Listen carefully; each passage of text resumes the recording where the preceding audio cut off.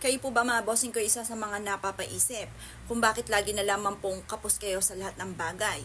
Walang pera, walang makain, lubog sa mga pagkakautang. Bagamat kayo ay masipag at saka matyaga. Pero kung kayo ay batugan, huwag ka na magtaka, Diyos ko po.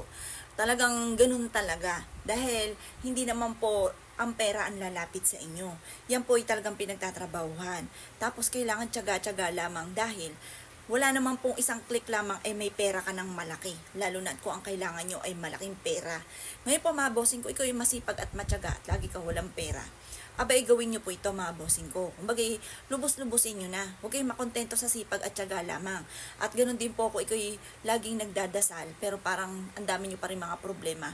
Sabayan nyo na ng mga pampaswerte. Masasabi ko lamang, para wala ka ng pagsisisihan pa na parang sayang, hindi ko pa nagawa. Tapos meron ka kakilala, sinuswerte na. Parang, ay sayang, sabay pa sana kami sinuwerte kung ginawa ko ito. O siya mga bossing, paalala ko lamang. Kung gagawin nyo po ito po ay sasabayan nyo na numero 1 kung ang problema ay pera. Sipag talaga at saka tiyaga. Tapos huwag kang makakalimot magdasal. Tapos subukan nyo na po ito mga bossing ko. Proven po ito na napakaswerte. Ngayon po mga bossing, ano po ba itong aking sinasabing ito? O siya mga bossing, bago ko simulan, kailangan maging positibo ka muna sa buhay. Kung ikaw ay negang tao, huwag ka munang gagawa ng ganito at baka ikaw ay maiamot pa. At ikaw po ay masisi nyo pa ako mga bossing ko at kawikaan po ninyo ano ba yung tinurong yan, hindi naman tunay. Kasi nga po mga bossing ko, umasa ka na lang sa swerte. Wala pong ganun mga bossing. Dapat po yung pinagtatrabahuhan at ikay tiyaga-tiyaga lang at huwag kang makakalimot magdasal. At pagtapos saka natin sasabayan pa ng pampaswerte para wala ka ng pagsisisihan pa. Ano po ba ang dapat gawin mga bossing ko? O siya mga bossing ko, ito po, hahatak tayo ng kasaganahan. Ano po bang kasaganahan na sinasabi kong yan? Ngayon po mga bossing, gagamit po tayo ng bigas. Ang bigas mga bossing ko sa pulpo ito ginagamit ng mga pampaswerte kahit yung mga kanununuan pa po natin. Ito po mga bossing ko ay ginagamit po upang maka-attract ng kasaganahan. Ay di ka nga pag halimbawa bagong taon.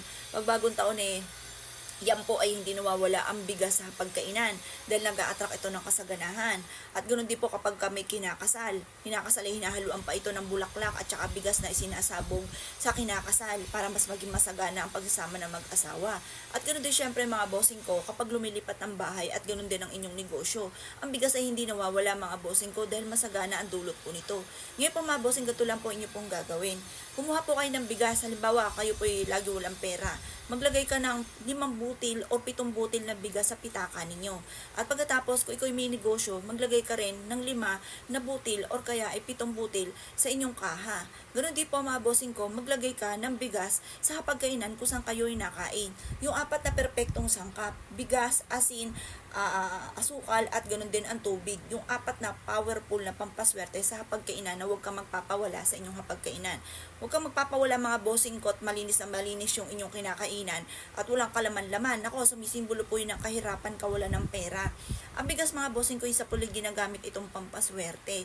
Pwede nyo rin itong maglagay ka ng 5 mabibintog na butil ng bigas or 7 butil ng bigas sa ilalim ng inyong pong higaan at ang dulot po niyan ay napakaswerte. Kung ito po yung never nyo pang hindi nagagawa, ay bakit kamo? Bakit hindi nyo pa itong ginagawa? Gawin nyo na po ito para wala ka ng pagsisisi pa. Bukod sa inyo po sipag at tiyaga mga bossing ko ha. Ito pa mga bossing ko, ia-adya ka kung saan lagi kay suswertihin. Kung naniniwala ka at naisyo po itong gawin, lumarga na ikaw mga bossing. At ito po ay mapapansin ninyo na lagi kang ia-adya kung saan lagi ikaw ay suswertihin.